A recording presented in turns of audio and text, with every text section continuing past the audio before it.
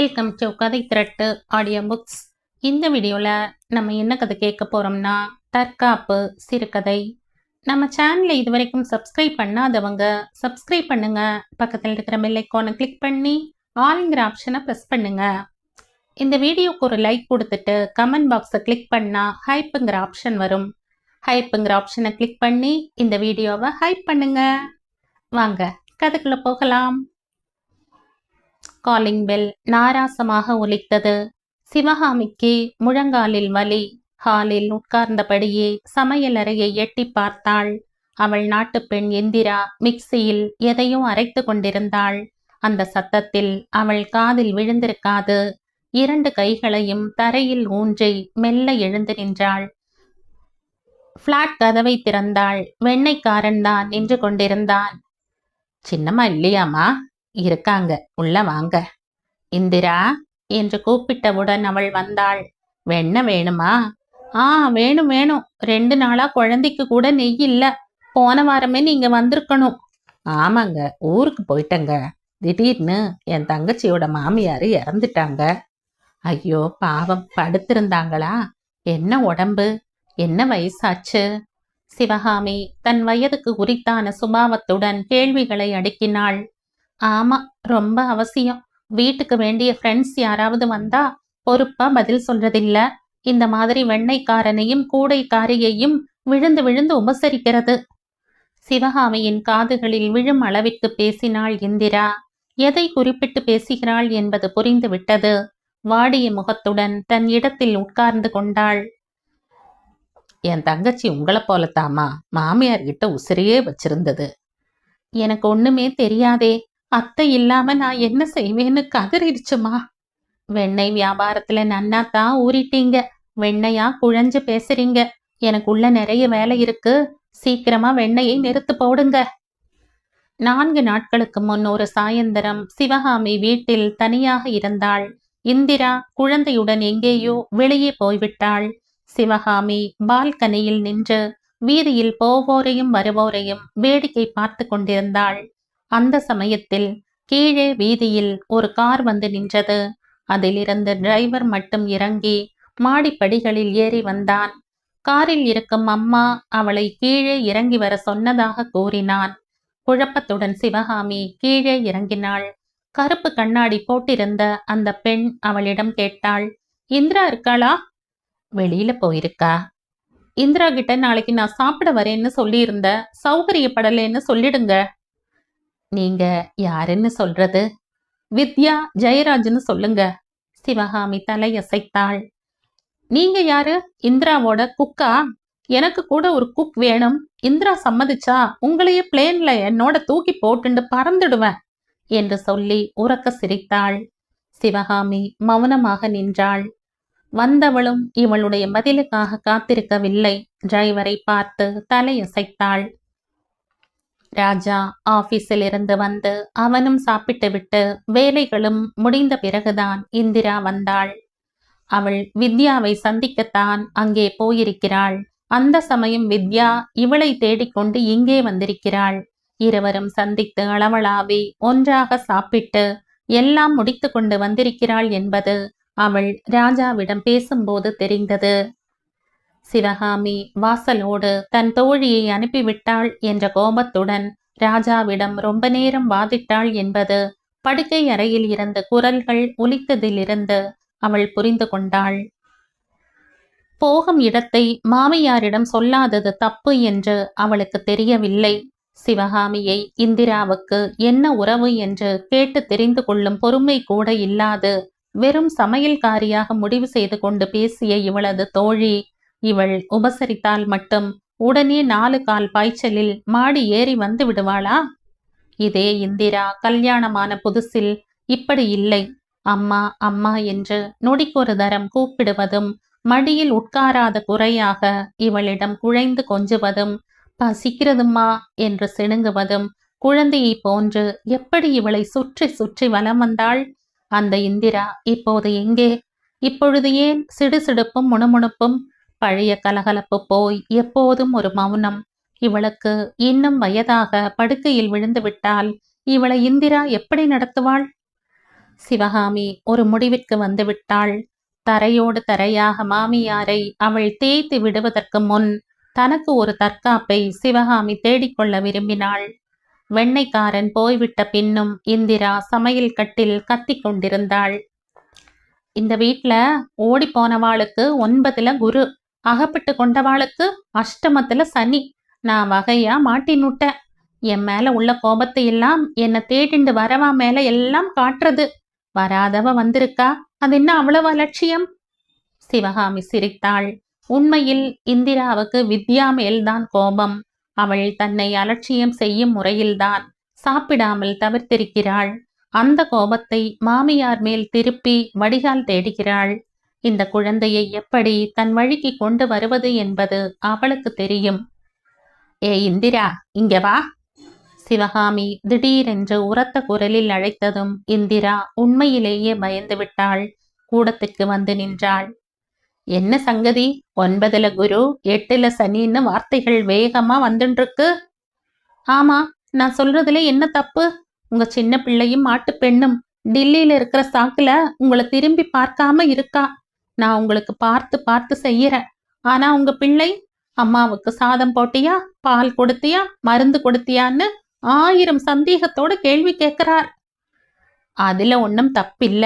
அவன் என் வயித்துல பிறந்தவன். தனக்கு இருக்கிற பொறுப்பை அப்படி கேள்வி கேட்டு காட்டிக்கிறான்.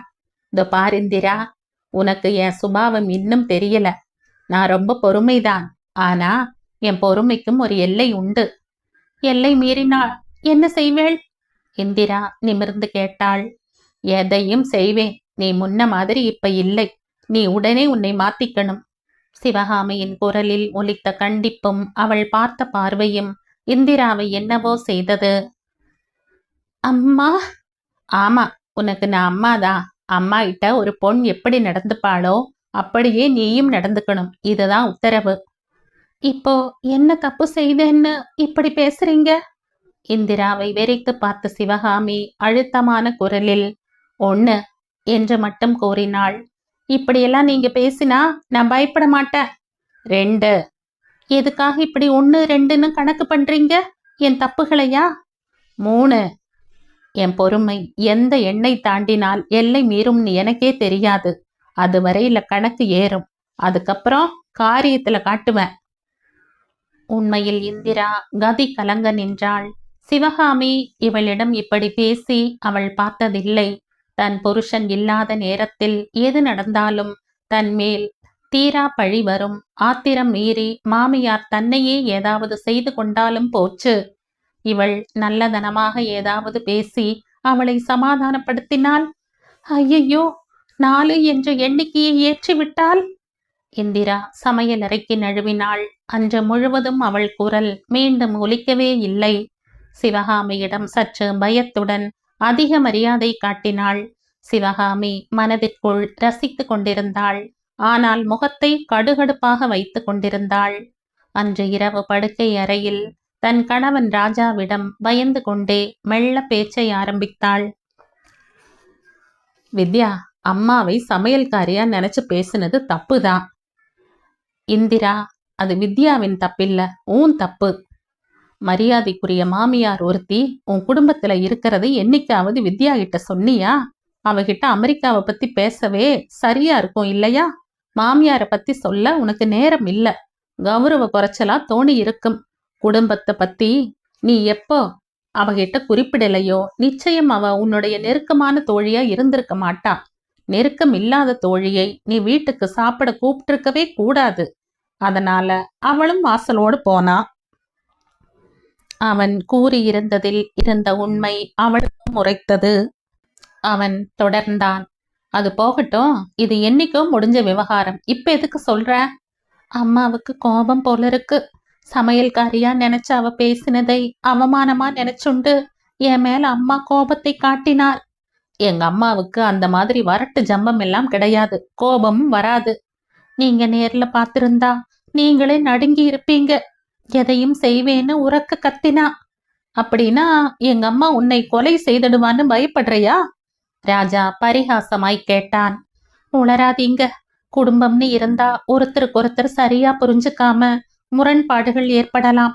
அதுக்கெல்லாம் ஒருத்தருக்கொருத்தர் சாகட்டும்னு மனசால கூட நினைச்சு பார்க்க மாட்டா. நீங்க என்ன நம்ப மாட்டீங்க. எனக்கு என்ன பயம்னா, அம்மா தன்னையே ஏதாவது செய்துண்டுடுவாரோன்னு பயமா இருக்கு. அதை நிச்சயமா என்னால தாங்கவே முடியாது. இந்திரா குரலை விட்டு அழ ஆரம்பித்து விட்டாள். அவள் தலையை அன்புடன் வருடியவாறு சிரித்தான். இந்துமா, நான் உன்னை நம்புறேன். நீ இவ்வளவு அழும்படியா? அம்மாவுக்கு என்ன நேர்ந்தது? நான் பேச ஆரம்பிச்சாலே அம்மா 1 2 3ன்னு எண்ண ஆரம்பிச்சுடுறாங்க. எனக்கு வாயை திறக்கவே பயமா இருக்கு. ராஜாவுக்கு விஷயம் புரிய ஆரம்பித்து விட்டது. தனக்கும் தன் தம்பிக்கும் அம்மாவின் தந்திரம் சின்ன வயதிலிருந்தே பழகிய தந்திரம்தானே. கணவன் சிந்தனையில் ஆழ்ந்ததும் ராஜாவும் கவலைப்படுகிறான் என்று நினைத்து இந்திரா தன் படுக்கையில் படுத்து விட்டாள். ஆனால் அவள் நினைத்தது போல ராஜா கவலையுடன் சிந்திக்கவில்லை. அவர்களுடைய இள வயதில் அம்மாவிடம் தாங்கள் பட்ட அனுபவங்களை நினைத்து தனக்குள் ரசித்து கொண்டிருந்தான். அண்ணன் தம்பிகள் இருவரும் தவறு ஏதாவது செய்தாலோ சொன்னதை கேட்காவிட்டாலோ இவர்களுடைய தந்தை கையை ஓங்கி அடிக்க மாட்டார், திட்டவும் மாட்டார்.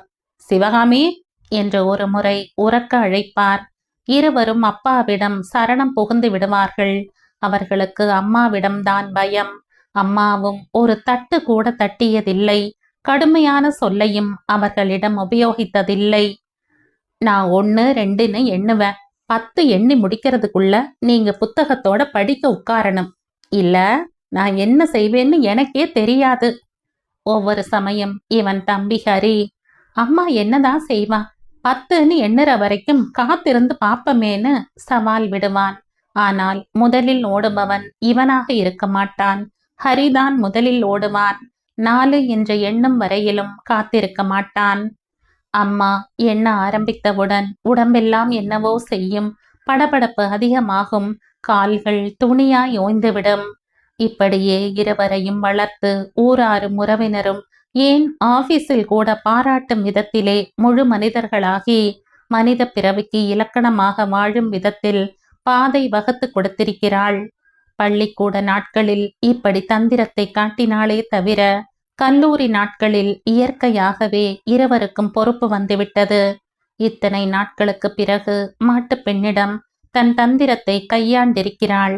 கொஞ்சம் நல்லவளாக இருக்கவே நெஞ்சழுத்தத்துடன் 100 எண்ணும் வரையில் காத்திருக்கவில்லை. 5 எண்ணுவதற்குள் பயந்து நிறுத்திவிட்டாள்.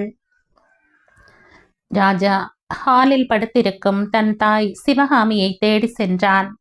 அம்மா, தூங்கிட்டியா? இல்லப்பா, என்ன வேணும் என்று எழுந்து உட்கார்ந்தாள். ராஜா, லைட் போடட்டுமா? கண்ணை கூசுறதுன்னு லைட்டை அணைச்சிட்டு நைட் லேம்ப் போட்ட. அம்மா, இந்திரா வெறும் குழந்தைதான். சிவகாமி சிரித்தாள். ராஜா, உனக்கு இன்னைக்கு தான் தெரிஞ்சதா? அம்மா, அவன் உண்மையிலேயே பயந்துட்டாமா. பாவம், அவளுக்கு தைரியம் சொல்றது தானே. இதுவும் ஒரு விதத்துல நல்லதுதாமா. இப்படியே இது தொடரட்டும். அது சரி, எவ்வளவு எண்ணின? 3ஓட நின்னது. 4க்கு சான்ஸ் கிடைக்காதுமா. இதுக்கு நிச்சயம் நான் கேரண்டி கொடுக்க முடியும். அப்பா ராஜா, உன்னை நீ புரிஞ்சுக்கணும். இது வெறும் தற்காப்பு தான். என் மரியாதையை காப்பாத்திக்கிறேன். எனக்காக நானே தேடிக்கொண்ட தற்காப்பு, அவ்வளவுதான். புரிஞ்சுண்ட அம்மா என்று சிரித்து கொண்டே கூறினான் மகன். அவன் தன் படுக்கை அறைக்கு திரும்பினான். மங்கை இதழில் 1996ஆம் ஆண்டு வெளிவந்த சிறுகதை இது. இந்த கதை உங்களுக்கு பிடிச்சிருந்தா லைக் பண்ணுங்க, ஷேர் பண்ணுங்க, சப்ஸ்கிரைப் பண்ணுங்க. மற்றும் ஒரு இன்ட்ரெஸ்டிங்கான கதையோட அடுத்த வீடியோல சந்திப்போம். பை. தேங்க்யூ.